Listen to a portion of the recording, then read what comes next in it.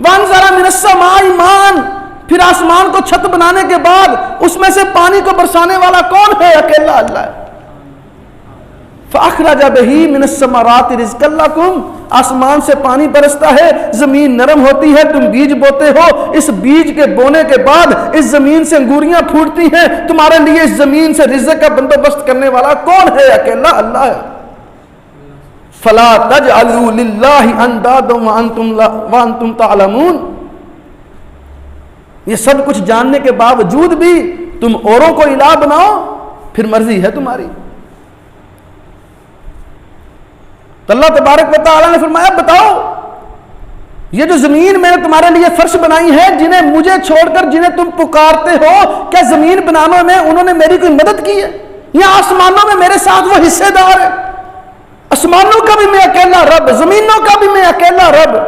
وَمَنْ أَضَلُّ مِمَّنْ يَدْعُو مِن دُونِ اللَّهِ مَن لَّا يَسْتَجِيبُ لَهُ إِلَىٰ يَوْمِ الْقِيَامَةِ وَهُمْ عَن دُعَائِهِمْ غَافِلُونَ، بھلا اس سے بڑھ کر گمراہ کون ہو سکتا ہے؟ وَمَنْ أَضَلُّ مِمَّنْ يَدْعُو مِن دُونِ اللَّهِ، اس سے بڑا بدبخت کون ہے، اس سے بڑا گمراہ کون ہے جو اللہ کو چھوڑ کر ان لوگوں کو پکارتا ہے جو قیامت تک اس کی پکار کو نہیں سن سکتے۔ وَهُمْ عَن دُعَائِهِمْ غَافِلُونَ، سنیں گے کیسے؟ وَهُمْ عَن دُعَائِهِمْ غَافِلُونَ، وہ بچارے تو اس بات سے ہی بے خبر ہیں کہ انہیں کوئی پکار بھی رہا ہے کہ نہیں پکار رہا، وہ تو اس بات سے ہی غافل ہے۔ اور پیر نصیر الدین نصیر رحمہ اللہ وہ کہا کرتے تھے کہ لوگ کہتے ہیں اللہ کے علاوہ کوئی نہیں سنتا، کچھ لوگ کہتے ہیں نہیں یہ بابے بھی سنتے ہیں، یہ مرنے والے بھی سنتے ہیں، فوت شدگان بھی سنتے ہیں۔ وہ کہتے ہیں شک تو پڑ گیا ہے نا، اللہ کے بارے میں تو کسی کو کوئی شک نہیں ہے، سب مانتے ہیں کہ اللہ سنتا ہے، ہر وقت سنتا ہے، ہر کسی کی سنتا ہے، ہر زبان میں سنتا ہے، ہر بولی میں سنتا ہے، سب مانتے ہیں، تو شک والا کام کریں کیوں، پک والا کام کریں۔ اور وہ کہا کرتے تھے کہ پیر صاحب فوت ہو جائیں تو چارپائی پہ پڑے ہوئے ہیں، زمین سے 3-4 فٹ کی تو چارپائی ہوتی ہے اونچی، 3-4 فٹ اونچے پڑے ہوئے ہیں، فوت ہوئے ہیں، روح جسم سے نکل گئی ہے، اللہ نے اپنے پاس بلا لیا ہے، اب وہ چارپائی پہ پڑے ہوئے غسل کرنے کے لیے اپنے کپڑے نہیں اتار سکتے، کینچی سے کاٹ کر کپڑے اتارتے ہیں، پھر وہ خود غسل نہیں کر سکتے، لوگ غسل دلواتے ہیں، پھر خود کفن پہن نہیں سکتے، لوگ کفن پہناتے ہیں، پھر خود وہاں سے اٹھ کے قبرستان تک جا نہیں سکتے، لوگ اپنے کندھوں پہ اٹھا کے قبرستان لے جاتے ہیں، پھر قبر کے پاس رکھ دیتے ہیں، خود چارپائی سے اٹھ کے لاحد میں داخل نہیں ہو سکتے، لوگ لٹاتے ہیں، پھر منو مٹی اوپر ڈال دیتے ہیں۔ پیر صاحب کہا کرتے تھے بتاؤ جو زمین سے 3 فٹ اونچا رہ کے اپنے خود کے کام نہیں کر سکتا، وہ منو مٹی کے نیچے زمین کے 10 فٹ نیچے جا کے تمہاری مشکلیں کیسے دور کر دے گا، تمہارے کیسے کام آئے گا؟ تو یہی دعوت صرف سیدنا ابراہیم علیہ السلام کی دعوت نہیں، بلکہ جتنے نبی آئے، جتنے پیغمبر اور رسول آئے، سب کی دعوت پہلے نمبر پر یہی دعوت تھی۔ اور کائنات کے اندر زندگی بسر کرنے والوں، مخلوق کے آگے سے اپنے سر کو اٹھاؤ، ایک اللہ کے آگے اپنے سر کو جھکاؤ۔ یہی دعوت سیدنا ابراہیم علیہ السلام نے اپنے گھر سے دعوت کا آغاز کیا، اپنے باپ کو کہا اے میرے ابا جان، ادب کو ملحوظ خاطر رکھا ہے، یہاں تو بچہ پڑھ لکھ جائے نا۔ تو پھر باپ سے کوئی نادستہ طور پہ کوئی غلطی ہو جائے تو وہ اس انداز میں بات کرتا ہے کہ جس سے تحقیر ہوتی ہے، لیکن سیدنا ابراہیم علیہ السلام انبیاء کا شیوا دیکھیے، باپ دانستہ طور پہ گناہ کر رہا ہے، جان بوجھ کے کر رہا ہے، اس کے باوجود ادب کو ملحوظ خاطر رکھا ہے، ادب کو ہاتھوں سے نہیں چھوڑا۔ یا اباتی، اے میرے ابا جان، لما تعبدو ما لا یسمعو ولا یبصرو ولا یغنی عنک شیئا، اے میرے ابا جان مجھے بتائیے آپ ان کی عبادت کیوں کرتے ہیں جو نہ دیکھ سکتے ہیں، نہ سن سکتے ہیں، نہ کوئی نفع پہنچا سکتے ہیں۔ یا اباتی، اے میرے ابا جان، انی قد جاءنی من العلم ما لم یأتک فاتبعنی اہدک صراطا سویا، اے میرے مہربان باپ، اللہ تبارک و تعالی نے مجھے وہ علم دیا ہے، میں وہ علم لے کے آیا ہوں جو آپ کے پاس نہیں ہے، اور آپ اگر میری بات مانیں گے تو میں آپ کی سیدھے رستے کی طرف رہنمائی کروں گا۔ سیدھا رستہ، وہ رستہ جو اللہ تبارک و تعالی کا رستہ ہے، وہ رستہ جو جنت کا رستہ ہے۔ اللہ کے رسول صلی اللہ علیہ وآلہ وسلم، یاد رکھیے کامیابی کامرانی اتباع رسول میں ہے۔ جو اللہ کے رسول نے فرما دیا اس کے پیچھے چلنے میں اتباع کامیابی ہے۔ اللہ کے رسول تشریف فرما ہیں، صحابہ کرام کہتے ہیں ہم رسول اللہ صلی اللہ علیہ وآلہ وسلم کے ساتھ زمین پر بیٹھے ہوئے ہیں، آپ نے یوں زمین پر خط کھینچا، سیدھا خط۔ پھر اس سیدھا خط کھینچنے کے بعد اللہ کے رسول صلی اللہ علیہ وآلہ وسلم نے دائیں اور بائیں لکیریں کھینچ دی، دائیں اور بائیں اور خط کھینچے، اور پھر اللہ کے رسول صلی اللہ علیہ وآلہ وسلم فرماتے ہیں میرے صحابہ یہ جو سیدھا خط میں نے کھینچا ہے یہ میرا اور اللہ کا رستہ ہے، جو اس سیدھے خط پر چلے گا وہ میرے اور اللہ کے رستے پہ چلے گا اور سیدھا رستہ جنت کو جاتا ہے۔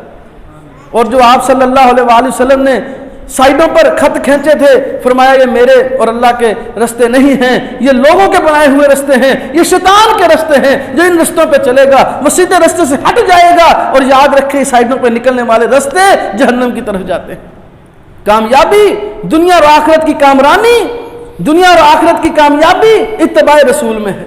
جس نے نبی کا کہنا دیکھ لیجیے، نبی کا باپ ہے، نبی کا کہنا نہیں مان رہا، سیدنا ابراہیم علیہ السلام دعوت دے رہے ہیں اور نبی کا باپ ہے، نبی کی بات کو نہیں مانا۔ ایک وقت آیا کہ اللہ تبارک و تعالیٰ نے کہہ دیا ابراہیم آج کے بعد تو نے اپنے باپ کے لیے مغفرت کی دعا بھی نہیں کرنی، ہم نے یہ حق بھی تجھ سے چھین لیا۔ بے شک تیرا باپ ہے، نبی کا باپ ہونا، باپ کا رشتہ ہونا نہیں بچا سکا جب تک نبی کی اتباع نہیں کرے گا۔ سیدنا نوح علیہ السلام 950 سال تبلیغ کی ہے، سکا حقیقی بیٹا ہے، اللہ تبارک و تعالیٰ فرما دیا اے میرے نبی نوح تیرا بیٹا تیری بات نہیں مانتا، ہم نے اسے تیرے اہل سے نکال دیا ہے، خبردار اس کے بارے میں مجھ سے بات نہ کرنا، اگر تو نے اس کے بارے میں آئندہ مجھ سے بات کی میں رب تجھے انبیاء کی صفوں میں سے نکال دوں گا۔ خود نبی پاک صلی اللہ علیہ وآلہ وسلم کا چچا ہے، اللہ کے رسول کہتے ہیں چچا میرے کان میں کلمہ پڑھ لے، قیامت کا دن ہوگا تیری سفارش کر دوں گا۔ کلمہ نہیں پڑھا، نبی کا چچا ہونا کام آیا نہیں۔ رسول اللہ صلی اللہ علیہ وآلہ وسلم نے فرمایا جہنم کے اندر سب سے ہلکا عذاب میرے چچے ابو طالب کو ہوگا کہ اللہ تبارک و تعالی آگ کی جوتی پہنا دے گا جس سے اس کا دماغ ایسے کھولے گا جیسے ہنڈیا کھولتی ہے۔ نبی کا چچا ہونا فائدہ نہیں دے گا جب تک نبی کی بات نہیں مانی جائے گی۔ یہی بات، یہی نظریہ، یہی منہج سیدنا ابراہیم علیہ السلام نے اپنے باپ کے سامنے رکھا، اے میرے ابا جان اگر آپ میری بات مانیں فاتبعنی اہدک صراطا سویا، میری اتباع کریں میں آپ کو سیدھی راہ کی طرف رہبری کروں گا۔ لیکن باپ تھا نہ مانا، پھر دوبارہ اللہ فرماتے ہیں یا ابتی لا تعبد الشیطان ان الشیطان کان للرحمن عصیا، اے میرے ابا جان آپ شیطان کی پرستش سے باز آ جائیں، شیطان تو رحم و کرم والے اللہ کا بڑا ہی نافرمان ہے۔ یا ابتی انی اخاف ان یمسک عذاب من الرحمن فتکون للشیطان ولیا، ابا جان مجھے تو خوف لگا ہوا ہے اگر آپ شرک سے باز نہ آئے تو یہ شیطان کہیں آپ کو رحمان رحم کرنے والے پروردگار کے عذاب میں مبتلا نہ کر دے۔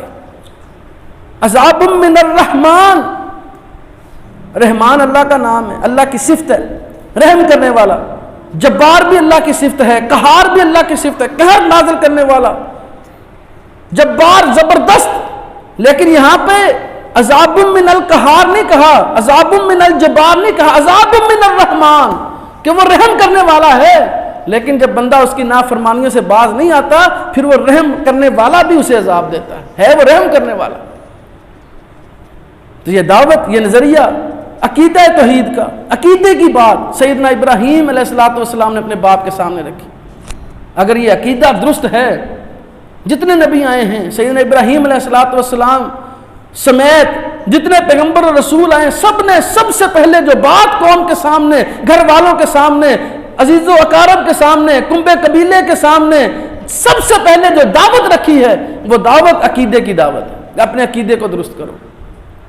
عقیدہ عربی زبان کے لفظ عقد سے نکلا ہے، آپ نے سنا ہوگا، اب تو نہیں، خیر بزرگ پہلے کہا کرتے تھے کہ فلاں عورت نے فلاں مرد سے عقد کر لیا ہے۔ عقد اصل میں عربی زبان میں دو غیر ملی ہوئی چیزوں کو آپس میں ملانے کے عمل کو عقد کہتے ہیں۔ اردو میں گرا کہتے ہیں، پنجابی میں گنڈ کہتے ہیں۔ عقد یعنی کہ عورت اور مرد کا نکاح ہو جانا، کہتے ہیں یہ عقد ہو گیا ہے، نکاح کی صورت میں مل گئے ہیں۔ مرد کا عورت کے ساتھ نکاح کی صورت میں ملنا عقد کہلاتا ہے۔ ایک عقد بندے کا اپنے رب کے ساتھ ہے جو عقیدہ توحید کے ساتھ ہوتا ہے، توحید کی مضبوطی کے ساتھ وہ عقد ہوتا ہے۔ مرد جتنا مرضی کمزور کیوں نہ ہو، جتنا مرضی لاچار کیوں نہ ہو، جتنا مرضی ناتواں کیوں نہ ہو، وہ ہرگز یہ برداشت نہیں کرتا کہ اس کے عقد میں آنے والی عورت اس کا در چھوڑ کے کسی اور کے در پہ جائے۔ جب ایک کمزور مرد یہ برداشت نہیں کرتا تو طاقتوں والا رحمان کیسے برداشت کرے کہ اس کا بندہ اس کے گھر کو چھوڑ کے، اس کے در کو چھوڑ کے غیروں کے در پہ بھٹکتا پھر؟ تو اللہ بھی اس بات کو برداشت نہیں کرتا۔ اس لیے سیدنا ابراہیم علیہ السلام کی سنت اور آپ ابراہیم علیہ السلام کی دعوت وہ کیا ہے؟